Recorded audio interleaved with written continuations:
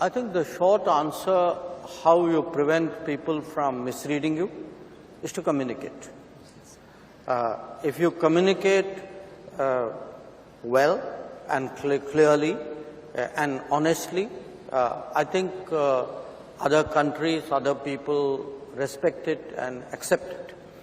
Now, if you go around the world, actually, a lot of people are very proud of what they are about, what is their culture, tradition, heritage, and what is their persona, in a way. I see no reason why we should not be.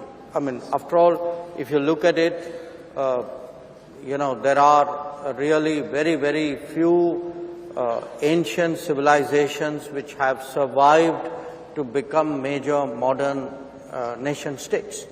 And we are one of them. We have a sense of our past, which very few countries have. I mean, I can count those countries on the fingers of one hand, and not too many fingers at that. So we have, there is a lot that we have which is in us. It's something which is inherited, it's part of our belief system. Nobody needs to teach us that. You actually, in many ways, you pick it up, in your surroundings, in your homes. It is there in our language, in the concepts and metaphors we use.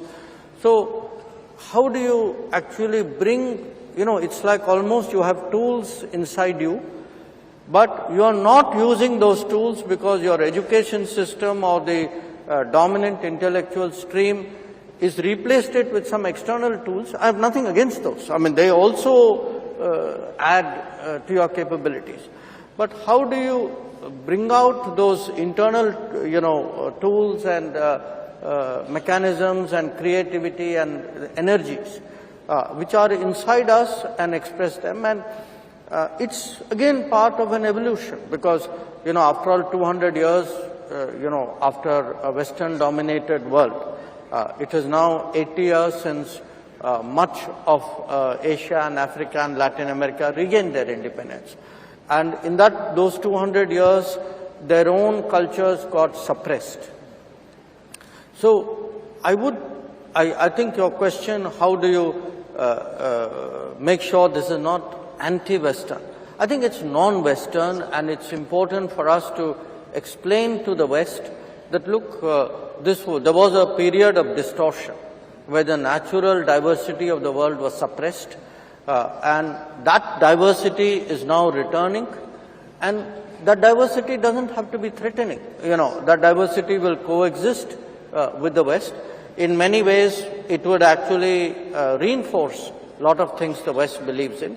One example which I cite in one of my books is it was our decision to opt for a democratic political model, which actually made the very idea of democracy as a universal political concept. That had we not gone that way, I think the democratic model as we know it would have been actually very, very regional and very narrow. And I would say it's our right, I would say almost a duty, our obligation to, express our thoughts and our values and our culture and our history. But it can be done in a congenial partnership kind of way, because I think that partnership with the West is important. I think it is very much a way of how we shape the world.